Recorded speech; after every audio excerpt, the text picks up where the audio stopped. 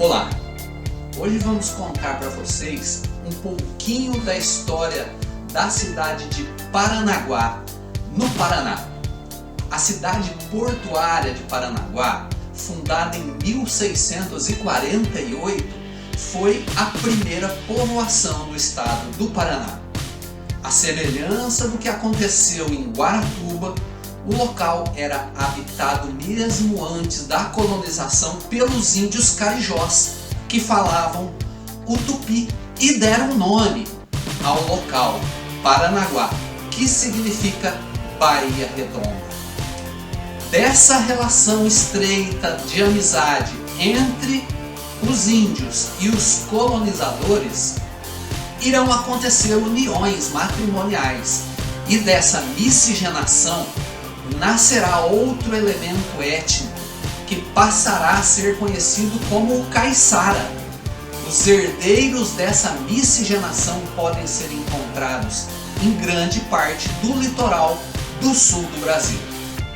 Banhada a leste pelo Oceano Atlântico, o território de Paranaguá é circundado por 4 vastas baías: a de Paranaguá, a de Laranjeiras, a de Pinheiros e a de Antonina, que seguem continente adentro até o sopé da Serra do Mar, e onde desagam cerca de 80 rios, entre os quais o rio Itiberê, ou Taquaré, como era conhecido pelos indígenas. Às margens do rio Itiberê fixou-se o primeiro embrião da cidade, e ainda hoje a Paranaguá, ali dos séculos XVIII, XIX, está viva e pode ser vista na Cidade Velha, com sua paisagem própria formada por pequena trama de ruas e vielas tortuosas, onde se enfileiram suas casas térreas e sobrados construídos no alinhamento da rua sem recuo, exemplares da arquitetura colonial brasileira, dos quais citamos o conjunto de sobrados da Rua da Praia, construídos por volta do século XVI. No ano de 1893, irrompe a Revolta da Armada, movimento simpático à Revolução Federalista de 1892, e as forças revoltosas engendram ataque simultâneo por terra e por mar em direção ao Rio de Janeiro. A esquadra revoltosa passa a operar em combinação com as forças de terra, comandadas por Gumercindo Saraiva.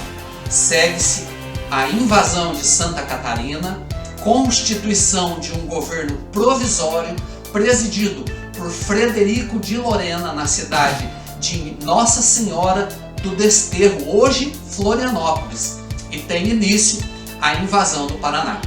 Em 1894, a esquadra revoltosa apodera-se da fortaleza de Nossa Senhora dos Prazeres, na Ilha do Mel, e da cidade de Paranaguá. 3 meses depois, Paranaguá retomaria o seu antigo ritmo de normalidade com a chegada da esquadra legalista, graças à heróica resistência oferecida na cidade de Lapa. Aos interessados pelo tema, a gente sugere os vídeos da Ilha do Mel e o vídeo da cidade de Lapa, que vão complementá-lo.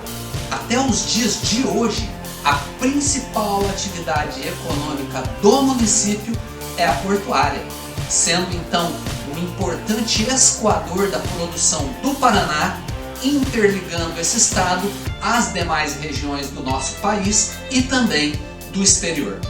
A construção de suas docas data de 1934, quando passou a figurar entre os principais portos do Brasil, com a denominação de Porto Dom Pedro II. Os habitantes naturais do município de Paranaguá são denominados parnaguaras.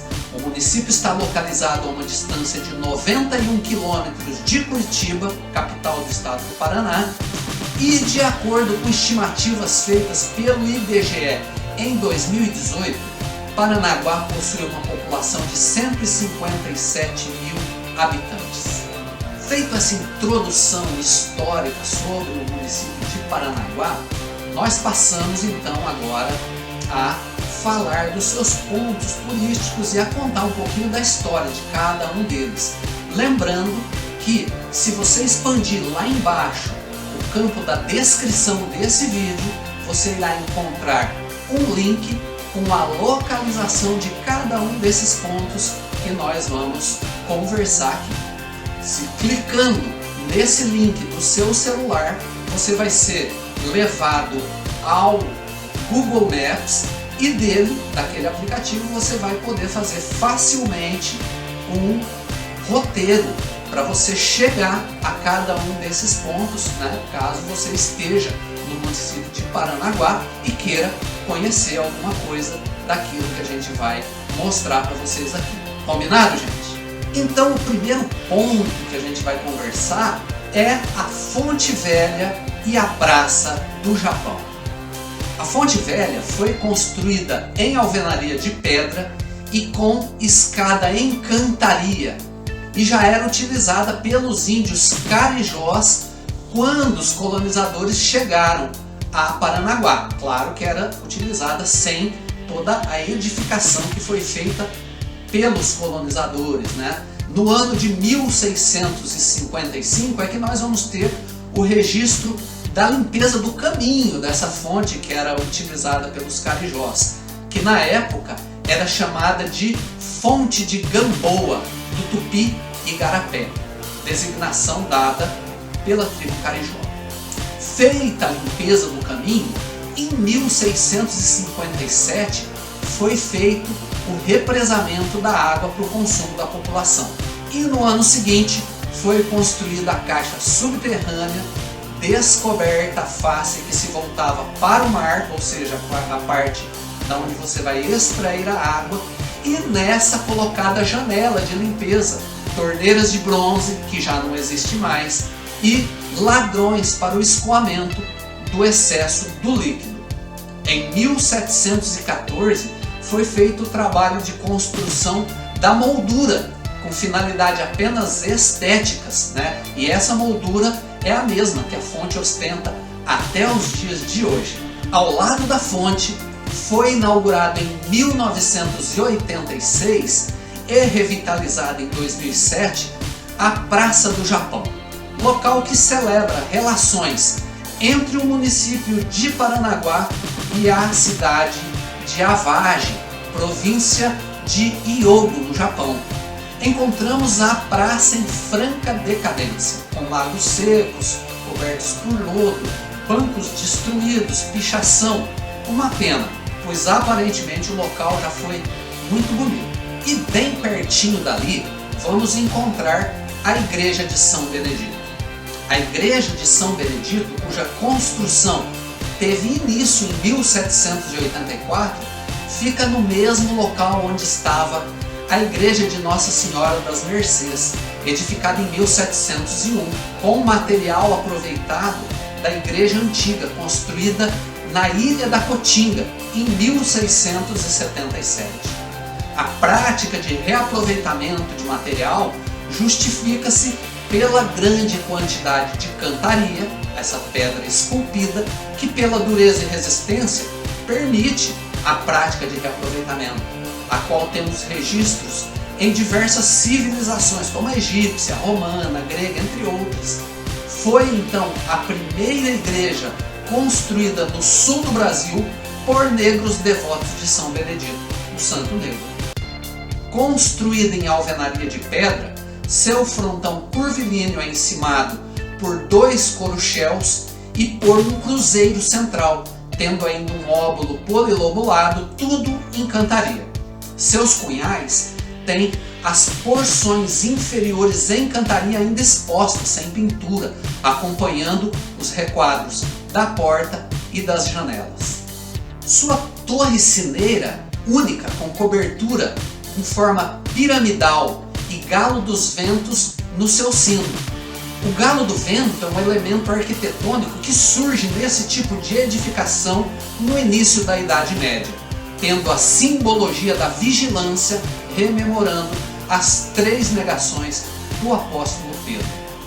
O interior da igreja é bastante simples, composto pela nave, altar-mor, onde está localizada a imagem de São Benedito. Anexo à igreja encontra-se a sacristia. Em seu entorno temos diversos imóveis com arquitetura que nos conduz ao final do século XIX e início do século XX.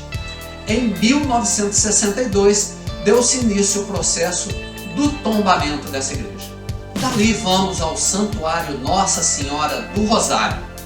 Em 1936, foi gravado no lado esquerdo da torre da igreja a inscrição de que ela teria sido construída em 1578, o que a transformaria na edificação religiosa mais antiga de todo o sul do país. No entanto, não há documento que comprove essa informação. Ermelindo de Leão afirmaria, com base em mapa da cidade feito em 1663, ter havido capela de mesmo nome, erguida em lugar distinto do atual. São muitas as dúvidas e controvérsias existentes com relação à data de construção do templo, e os relatórios governamentais, a partir de 1856, parecem confirmar a possibilidade de construção de nova igreja, ainda que não esclareçam em definitivo se o que ocorreu foi uma reconstrução total com a ampliação da capela primitiva ou se esta teria sido demolida para, sobre seus alicerces, ser levantada uma nova edificação. Por outro lado, convém assinalar que em 1725 foi fundada a Irmandade de Nossa Senhora do Rosário de Paranaguá, 77 anos após haver sido povoado, elevado à condição de vila, ano que, segundo documentação, a velha capela estava prestes a ruir. Fato é que Saint-Hilaire, quando em 1820 passou por Paranaguá, observou que a igreja matriz possuía a nave mais comprida que já havia visto em todo o país. E aspas para ele nesse tocante. Sua estrutura divide-se em 4 corpos, a saber, a nave, a capela-mor, a sacristia lateral e a torre, construída à direita do seu frontão. O alongamento da torre lhe atribui características neogóticas que entram em conflito com as linhas coloniais da fachada.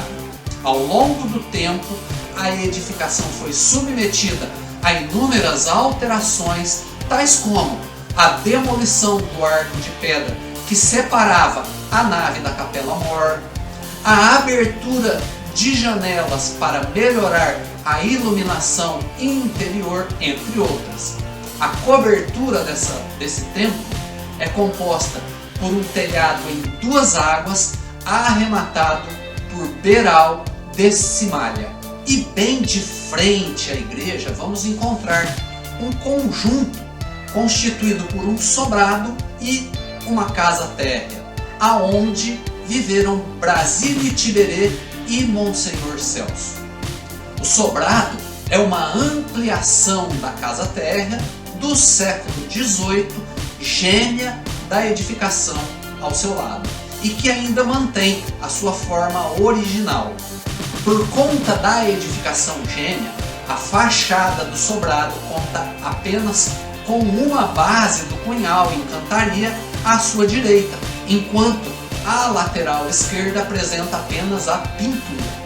Constituído em alvenaria de pedra, ambos apresentam na parte frontal 4 portas com requadro em cantaria, encimados por verga arqueada, repetindo-se no segundo piso do sobrado as portas que se abrem sobre balcão com guarda-corpo em ferro. Seu telhado em 4 águas tem um beiral com acabamento do tipo cimalha. A cimalha caracteriza-se pelo emprego de materiais diversos que podem ser pedra, tijolos e até mesmo madeira, que são recobertos com argamassa. Essa técnica resulta em um acabamento mais requintado e com grande variedade de curvaturas, agregando valor arquitetônico ao imóvel e, a seu tempo, traduzia a prosperidade dos seus moradores. Até a construção do palácio do Visconde de Nácar, esse era considerado o melhor e mais nobre edifício urbano de Paranaguá. Na casa de um piso nasceram e viveram os irmãos Celso Itiberê da Cunha e Brasílio Itiberê da Cunha, que também seria conhecido por suas composições para piano, instrumento que aprenderia a tocar ainda em sua infância em Paranaguá. E dentre essas composições, destacamos a Sertaneja, de 1869. O Dr. João Manuel da Cunha e Dona Maria Lourenço Munhoz, pais dos irmãos Itiberê, não possuem esse sobrenome, que dão aos filhos numa referência ao rio que corta Paranaguá. A construção do século XVIII destinava-se a fins comerciais e residenciais. Dali vamos para a Casa Elfrida Lobo. A Casa Elfrida Lobo foi construída no final do século XIX e início do século XX e reúne o melhor da arquitetura de seu tempo, com abundantes detalhes que ornamentam toda a fachada principal. Construída sem recuo, o imóvel está acima do nível da rua, sobre um porão composto por pedras cuidadosamente talhadas e encaixadas e ventilado por gateiras circulares. Destaca-se na obra a platibanda com seus balaústres em forma de jarros, construídos sobre a cimalha, que abusa dos detalhes sem perder, no entanto, a sobriedade, num conjunto que oferece ao observador a sensação de estar contemplando uma verdadeira obra de arte ao invés de mera obra de engenharia. As portas e janelas, ainda originais de época, estão enquadradas por pilastras com características jônicas e são encimadas por bandeiras de arco pleno de madeira e vidro, com desenhos florais, sendo que as janelas recebem ainda como ornamentação balcões mais estéticos do que funcionais, protegidos por grades de ferro batido, artisticamente trabalhados. Esse imóvel abrigou 3 gerações da família Lobo, entre 1930 e 1970, e atualmente pertence à Prefeitura Municipal, que lhe conferiu o nome Casa Elfrida Lobo como forma de homenagem à última proprietária. Pouco antes de seu falecimento, em 1990, Elfrida Lobo lançou o livro Retalhos de uma Vida, onde conta fatos marcantes da sua infância e detalhes de sua vida pessoal. Infelizmente, não tivemos acesso ao interior desse imóvel, por estar o mesmo em obras, mas ao mesmo tempo ficamos muito animados, por sabermos que as futuras gerações poderão conhecer a beleza e grandiosidade desse local. E dali seguimos para a Praça de Eventos 29 de Julho. Inaugurada em 1999 no coração histórico de Paranaguá e de frente para o rio Itiberê, está cercada por inúmeros prédios e monumentos históricos de Paranaguá. Nela encontra-se uma peça em ferro fundido, intitulada Chafariz Outono, produzida na França pela Fundição Valdosnet entre os séculos XVIII e XIX. Trata-se de um chafariz feito com propósito de ornamentação, mas também para o consumo de água. A obra é uma criação do artista Mathurin Moreau e é composta por um pedestal com 4 cubas de água encimado por 4 carrancas. Acima delas, uma figura masculina faz referência ao deus grego Dionísio, Baco para os romanos, e representa o outono. Pelo descaso, acredito que o poder público de Paranaguá sequer sabe o tesouro artístico que tem, e fica aí a dica. Próximo a ela, Outra peça também em ferro fundido, provavelmente do mesmo período, nos deixou intrigados, pois dessa vez não conseguimos catalogar a sua origem. Se você souber algo sobre essa peça, conta pra gente aqui nos comentários que nós queremos saber. Na praça existem ainda obras mais modernas, como o caranguejo gigante e o farol. Outro aspecto que também nos deixou bastante intrigado foi esse pequeno imóvel fincado no centro da pequena Praça Leôncio Correia, que hoje integra a Praça 29 de Julho. Inicialmente achamos que fosse um banheiro público antigo. No entanto, as letras P e M nos confundiu. Teriam sido então um posto de polícia? Mas para que duas portas? Pedimos então o auxílio aos parnaguaras para nos dizer o que foi esse prédio e o que significam essas letras em sua platibanda. Quem souber, deixa aqui o seu comentário para a gente. Temos ainda a Praça dos Povos Árabes, muito mais uma extensão da Praça 29 de Julho do que outra praça propriamente dita. Foi inaugurada no ano de 2012, no intuito de homenagear os imigrantes libaneses e seus descendentes, e fica bem em frente à rodoviária municipal. É composta basicamente por dois pórticos em estilo árabe. Teremos então construída dentro da Praça 29 de Julho o Mercado Municipal de Artesanato. Construído em estilo neo-renascentista no ano de 1914, foi nesse período o mercado municipal de peixes da cidade e servia à comunidade dos pescadores que ali vinham comercializar seus pescados, característica que ficaria sutilmente marcada na arquitetura da cúpula escamada de sua torre, referência às escamas dos peixes. Destaca-se ainda na torre o relógio com mostrador para frente e para as duas laterais. Em 1983 esse móvel foi reformado para servir como ponto de venda do artesanato típico dessa região. Temos ainda construído dentro dessa praça o Aquário de Paranaguá. Inaugurado em 2014, o aquário foi concebido a partir de uma compensação financeira pela explosão do navio Vicuna no ano de 2004 na Baía de Paranaguá. O prédio do aquário, inspirado no modernismo, destoa do município histórico, com seu design composto por formas diversas, linhas lisas e muito concreto. A única exceção é o grande paredão lateral, que não se destaca pela arquitetura, mas pelo painel artístico criado pelo trabalho voluntário do projeto Paguá Mais Cores e que, de quebra, oferece ao grafiteiro a possibilidade de atuar no campo da utilidade pública. De nossa parte, damos os parabéns pelos idealizadores e participantes voluntários desse projeto, que atua valorizando a pessoa e sua arte, assim de maneira proativa contra o vandalismo. Fica a dica para os municípios com problema de pichação.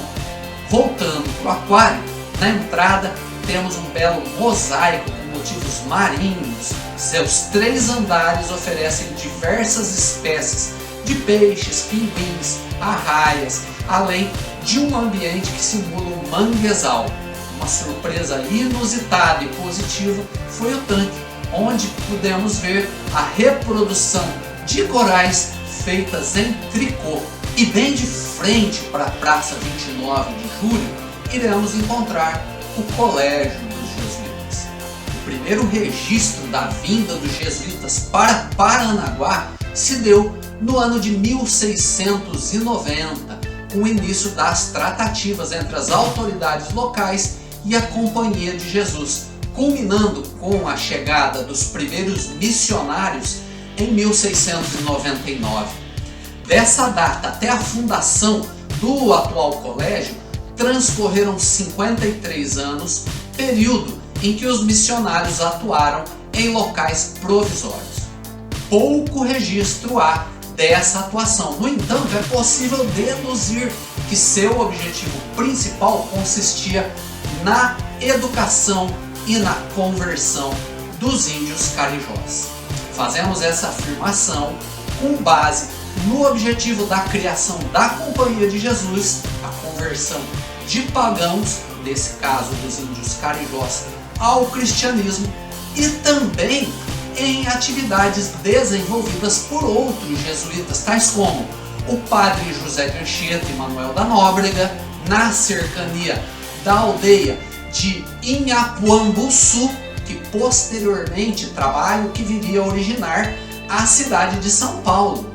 Ou mais ao sul, o exemplo do jesuíta Antônio Sepe na missão de São Miguel e posteriormente de São João Batista, missões que nós temos vídeos aqui no canal.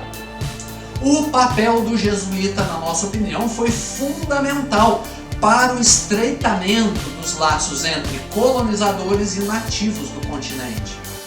Aliado a isso está a formação cosmopolitana do povo português, que até hoje pode ser claramente observada na nossa cultura acolhedora e amiga herdada de Portugal. Em nossa opinião, esses são então os principais fatores que deram origem ao caiçara, etnia decorrente da mistura entre carijós, portugueses e demais etnias introduzidas na região ao longo da história. Em 1760, por ordem do Marquês de Pombal, os jesuítas foram expulsos do Brasil e o colégio fechado, seguindo-se o sequestro de todos os seus bens. A construção colonial com 3 pavimentos, única em todo o sul do Brasil, conta com um enorme pátio interno e está no centro histórico de Paranaguá, às margens do rio Itinirê. Anexa ao colégio existiu uma igreja da qual restam apenas as fundações. O imóvel abriga hoje o Museu de Arqueologia e Etnologia, vinculado à Universidade Federal do Paraná. E bem pertinho dali temos o Mercado Municipal do Café, uma edificação que apresenta traços do período clássico e do neoclássico e emprega ainda grades e ornamentos em ferro fundido trabalhado, assim como o pátio interno coberto com estrutura em ferro fundido. O local é hoje um centro gastronômico de frutos do mar e comida típica do litoral. Acredita-se que o mercado tenha sido edificado sobre o largo onde estava instalado o pelourinho do município. Esse pelourinho, lavrado em pedra, instalado no ano de 1646, foi posteriormente desmontado entre 1857 e 1859 e a partir daí ficou extraviado e esquecido por quase um século, quando foi reencontrado e realocado na Praça Pires Pardinho, que fica atrás do Mercado do Café.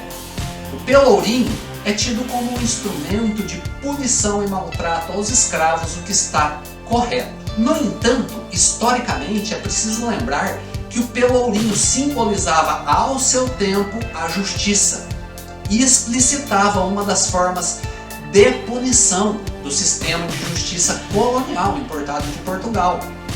Uma consulta feita ao dicionário apresenta a definição de pelourinho como coluna de pedra ou de madeira colocada em praça ou lugar central público onde eram exibidos e castigados os criminosos.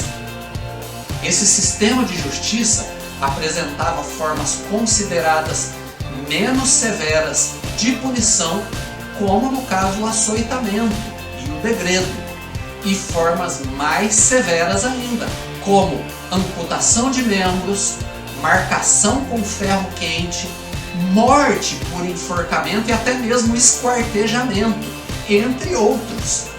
Nesse período, esse era o sistema de justiça ao qual qualquer cidadão, súdito da coroa portuguesa ou não, estavam sujeitos no Brasil, na Europa ou em qualquer colônia portuguesa. Um exemplo prático que citamos aqui, por ser amplamente conhecido, foi o da Inconfidência Mineira, onde membros da sociedade mineira recebem pena de açoitamento e Tiradentes é condenado à forca e ao esquartejamento. Temos ainda o registro ali em Paranaguá desse pelourinho sendo utilizado como ponto de divulgação de avisos legais para a população.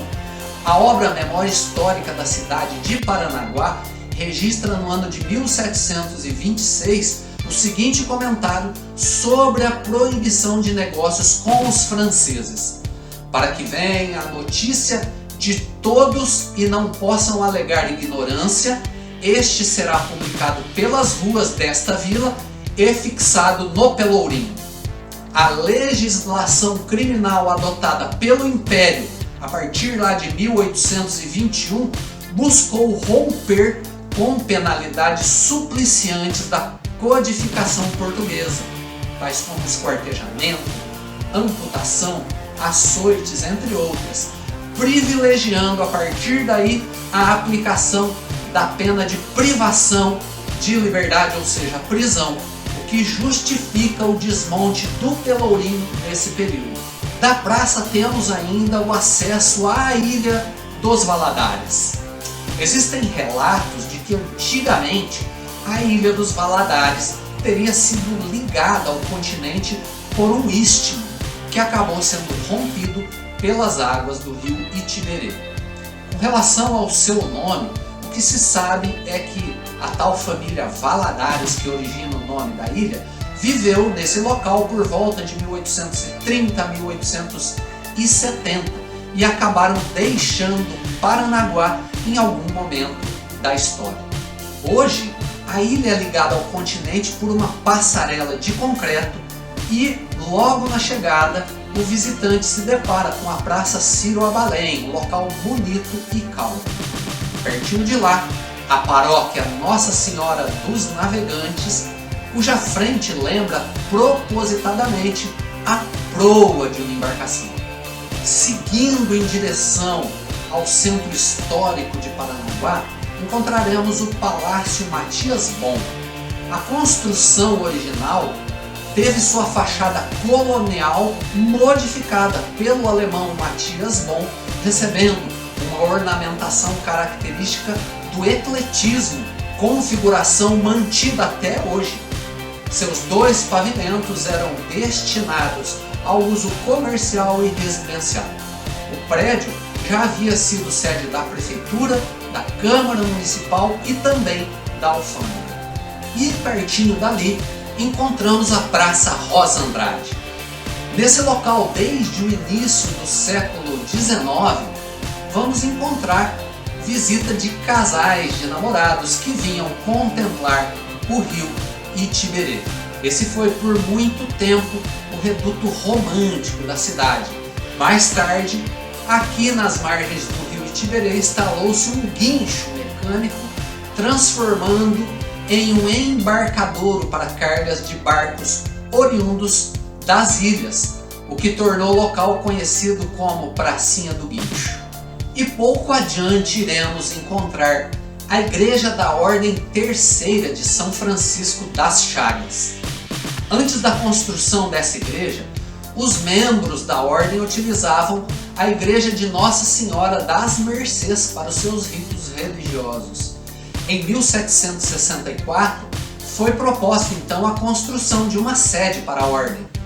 E em 5 anos, as obras tiveram início, tendo sido concluída a igreja no ano de 1794, sendo as tribunas instaladas em 1791.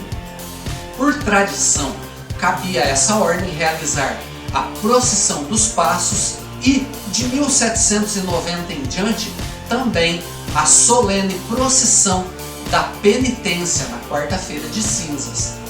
Construída em alvenaria de pedra, seu frontão curvilíneo é encimado ao centro por um cruzeiro metálico e por 2 pináculos que dão acabamento aos seus cunhais. Um óculo polilobulado ocupa o centro do frontão e entre as janelas do coro temos a insígnia da Ordem Terceira de São Francisco das Chagas. A torre à esquerda da fachada é uma construção posterior, datada de 1841, e a janela cineira, construída em arco romano e sem os requadros em cantaria, acaba destoando das janelas do coro. Do lado direito da igreja ficava o cemitério exclusivo para os irmãos dessa ordem. O telhado em 4 águas tem, à semelhança da igreja de São Benedito, o beiral em beira seveira, que é esse tipo de acabamento feito por camadas de telhas embutidas na alvenaria das paredes e que se projetam sucessivamente. Com relação a esse assunto, no período colonial surgiu o termo senheira nem beira, que tinha o significado de uma pessoa muito pobre e que, portanto, não possuía eira, referência a um pátio ou a um quintal, e nem beira, referência a um telhado, ou seja, a casa. E bem em frente a essa igreja temos a Praça Nilson Deslandês de Souza, um largo rebatizado com o nome desse jornalista, construído no local onde antes fora o paço da igreja da Ordem Terceira de São Francisco das Chagas. Nas paredes em seu derredor, o alto relevo do pintor, escultor e muralista Emir Roth apresenta variadas cenas com São Francisco das Chagas e, entre elas, o alto relevo da igreja da Ordem Terceira de São Francisco das Chagas. Tanto o jornalista que dá nome à praça, quanto ao autor dos painéis são naturais de Paranaguá. A poucas quadras dali, temos o Teatro Municipal Raquel Costa, um imóvel que foi propriedade particular por mais de um século e, segundo relatos, em sua construção foram utilizadas pedras retiradas da antiga igreja do Bom Jesus dos Perdões. Nela viveu Alberto Veiga e sua família, que ocupou o imóvel até os anos 70. Em 2012, após a reforma do prédio, a Prefeitura de Paranaguá inaugurou então o Teatro Municipal Raquel Costa, nome dado em homenagem à pianista e professora Raquel de Souza Pereira da Costa. Hoje, nesse local, acontecem eventos, espetáculos, festivais e formaturas. Dali vamos então para o Palácio Visconde de Nácar. Atuando em diversos ramos como agricultura, olaria, transportes marítimos, armazéns no porto e comércio, Manuel Antônio Guimarães, o Visconde de Nácar, gerava riqueza, produzia empregos e trazia prosperidade e desenvolvimento para Paranaguá. Nascido em 1813, foi até o seu falecimento em 1893 grande empreendedor e membro ativo da Sociedade de Paranaguá e também do Brasil. O conservador era ativo colaborador da Santa Casa de Misericórdia, empregando assim silenciosamente sua fortuna em favor dos mais necessitados. No dia 1º de julho de 1850, o Visconde de Nácar foi testemunha ocular da luta entre a fortaleza de Nossa Senhora dos Prazeres e o vapor inglês HMS Cormorant, no incidente de Paranaguá que contamos no vídeo da Ilha do Mel. Seu palácio ficaria pronto em 1856 e em 1880 Nácar hospedou o imperador D. Pedro II e sua esposa, Imperatriz Teresa Cristina, quando de sua visita a Paranaguá, a fim de lançar a pedra fundamental da construção da estrada de ferro, que ligaria o porto de Paranaguá ao Planalto do Paraná. A esse respeito, no dia 18 de maio de 1880, o imperador escreve em seu diário: desembarque difícil para a Imperatriz, não há carruagem em Paranaguá, a pé por péssimas calçadas até a casa espaçosa do Barão de Nacar.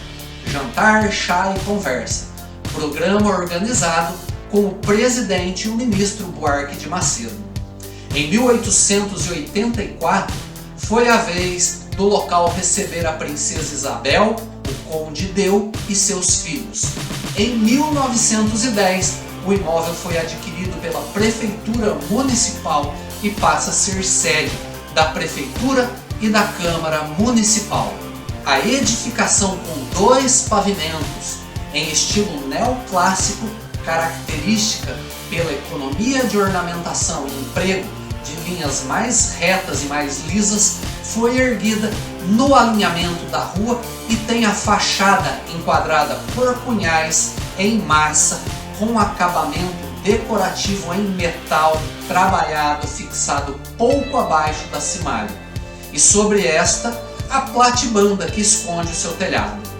As janelas são emolduradas por requadros lisos, sendo que as janelas superiores possuem bandeiras em arco pleno de madeira e vidro, enquanto as inferiores possuem apenas o requadramento em arco pleno preenchido com alvenaria. No segundo piso, as janelas têm uma curta varanda com guarda-corpo em ferro trabalhado. Do jardim, hoje completamente abandonado, restou um busto representando a República, esquecido no meio do mato pelo descaso das últimas administrações de Paranaguá. Mais uma vez, não conseguimos visitar o interior da edificação, que se encontra em franco processo de degradação devido ao seu abandono, mas temos relatos de que no saguão de entrada, nas paredes, 4 painéis pintados representavam o comércio, a indústria, a lavoura e a pesca, e uma escadaria em canela preta envernizada se bifurcava em lanços opostos, dando acesso ao segundo piso. E bem do lado do Palácio de Nacar iremos encontrar o Solar dos Guimarães, nome do seu antigo proprietário, Manuel Antônio Guimarães, o Visconde de Nacar. Esse local foi construído em 1870 para servir como a residência da família Guimarães. Como é uma construção mais nova que o palácio ao lado, seria de se esperar que o imperador tivesse ficado hospedado aqui. No entanto, a literatura que encontramos aponta para o palácio como sendo o local em que o Visconde teria recebido a visita de Dom Pedro II. De nossa parte fica a dúvida. Adquirido em 1970 pelo Sindicato dos Estivadores de Paranaguá, o casarão encontrava-se em estado muito semelhante ao Palácio de Nacar quando o visitamos. Encontramos notícias de 2018 sobre uma possível restauração com prazo de entrega para o ano de 2020, mas pelo que parece as coisas não deram muito certo e infelizmente temos esse precioso patrimônio histórico apodrecendo. Uma pena. E seguindo nosso roteiro, chegamos à Praça Fernando Amaro, situada bem pertinho da estação de trem.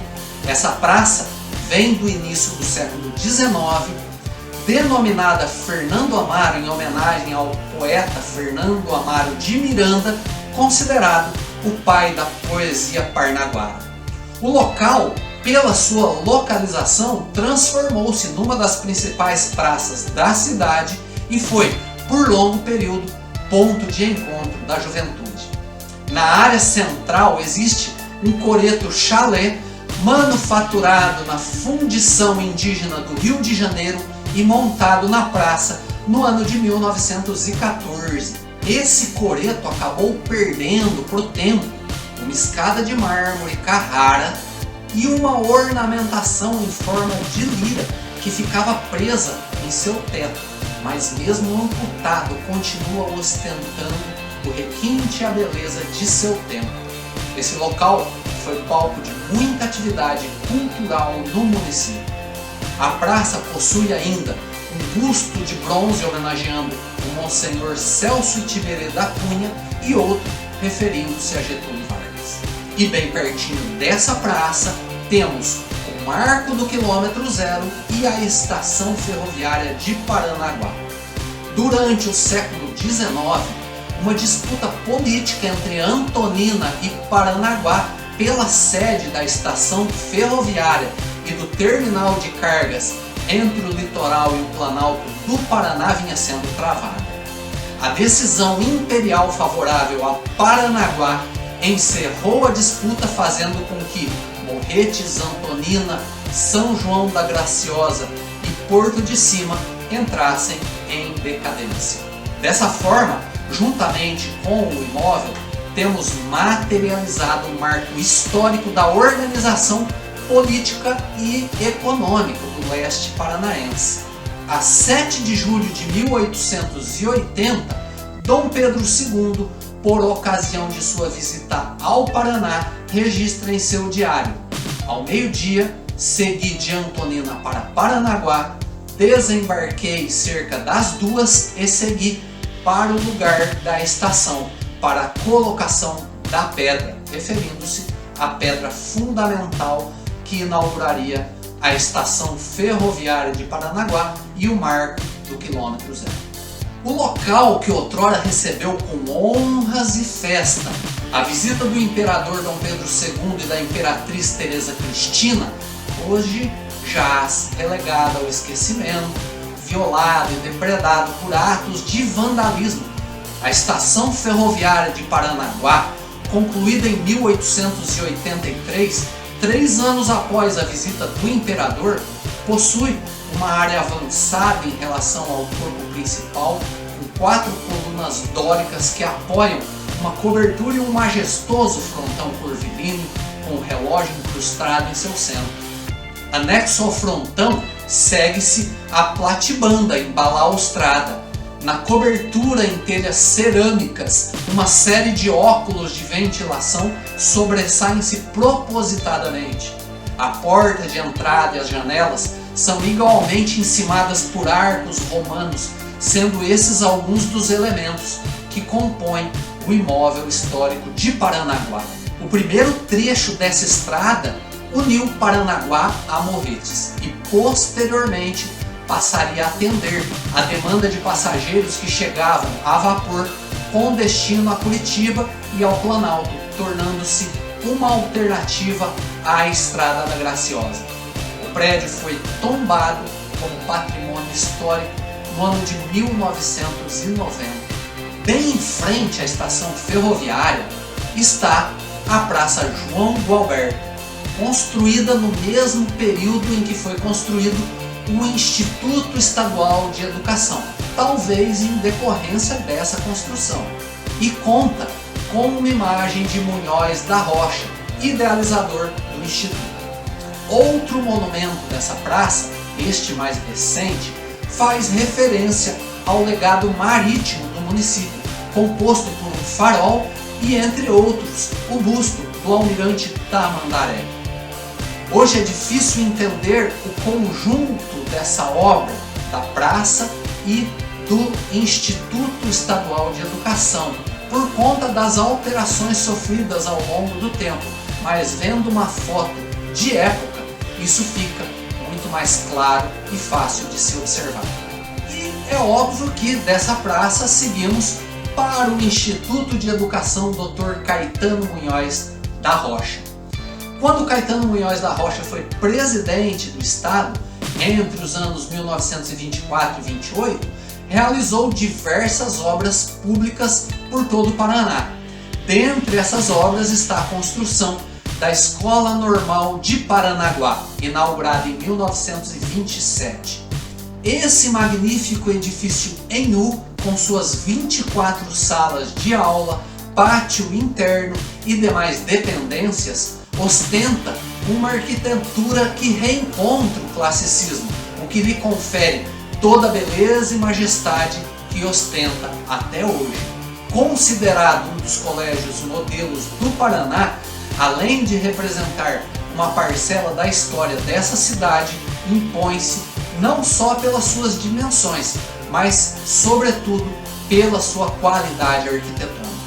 Construído em nível mais elevado que a via pública, valorizado por uma escadaria e portão de ferro emoldurado por majestosos pilares ricamente ornamentados, o prédio está há poucos anos de completar um século no cumprimento do papel para o qual foi criado na área da educação.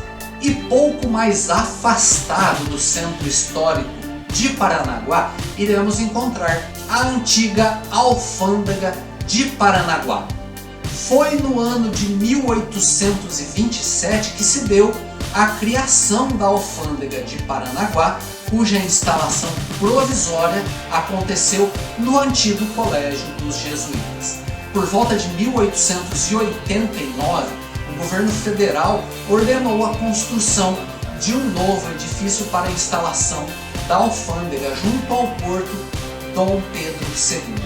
O local escolhido facilitaria a comunicação imediata com o ponto de embarque e desembarque de mercadorias e passageiros. Porém, os comerciantes acostumados a ter a alfândega a poucas quadras de distância do centro de Paranaguá reclamaram que esse local distava a cerca de 3 quilômetros do centro comercial, o que lhes causaria gastos extras, que até então eram bancados pelos cofres públicos.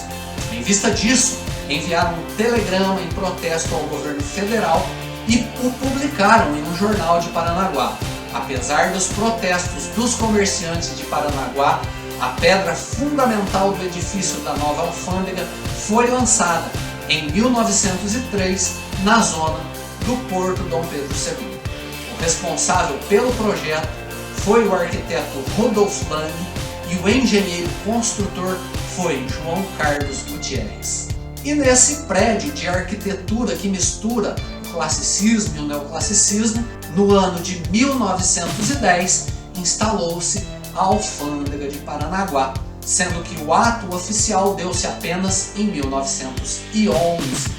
Composto por 2 corpos, o principal é uma edificação de alvenaria de tijolos de 2 pavimentos sobre planta retangular, completada por um torreão central de planta octogonal arrematada por cúpula e coroada por varanda de observação. Merecem destaque os acrotérios dispostos sobre os ângulos e os belos acabamentos que emolduram as janelas e os cantos das paredes. E não muito longe da alfândega, iremos encontrar o Santuário Estadual Nossa Senhora do Rossio. O santuário recebe anualmente romeiros, principalmente durante o mês de novembro, quando se comemora o dia de Nossa Senhora do Rossio. Em 1813 foi construída nesse local a Capela de Nossa Senhora do Rossio, que foi substituída em 1920 pelo atual santuário. Apesar de sua idade, sua arquitetura tem forte inspiração modernista, apresentando uns poucos traços do neoclassicismo em sua torre. Em frente a esse santuário foi construído, em estilo modernista minimalista, uma estrutura circular que ao centro abriga a imagem de Nossa Senhora do Rossio e nas laterais tem nichos para queima de velas pelos romeiros. Tal como as obras nesse estilo que preza pelo arrojo de formas em detrimento da eficácia do projeto, o local tem inúmeras goteiras e infiltração de água da chuva. E já deixando o município de Paranaguá, iremos encontrar a estação ferroviária de Alexandra. Construída entre os anos 1880 e 1885, juntamente com a estrada de ferro, a estação de Alexandra tinha como objetivo atender a essa primeira colônia de imigrantes italianos no Paraná. Distante 15 quilômetros de Paranaguá, ela é hoje o único exemplar do século XIX que permaneceu intacto desde a sua construção. À frente da estação, as velhas palmeiras, que certamente presenciaram muita história, enfeitam a praça da estação, nesse local onde o tempo parece correr mais lentamente. Nessa comunidade italiana, de origem cristã, foi erigida ainda a Igreja de Nossa Senhora Auxiliadora. E finalmente, situado à entrada da Baía de Paranaguá, a Ilha do Mel faz parte do município de Paranaguá. E se você quiser saber mais sobre a Ilha do Mel, existe um vídeo exclusivo sobre ela aqui no nosso canal. Bom galera, chegamos ao final da nossa viagem pelo município de Paranaguá. Se você gostou, não deixe de se inscrever no nosso canal para receber notificações de novos conteúdos. Deixe o seu like, compartilhe nossos vídeos para nos ajudar a divulgar o turismo dessa região. Lembramos a vocês que basta expandir a descrição do nosso vídeo para encontrar o link com a localização de cada um dos locais por nós descritos no Google Maps. Isso vai facilitar você a chegar até eles. A gente vai ficando por aqui e se encontra no nosso próximo vídeo. Até lá!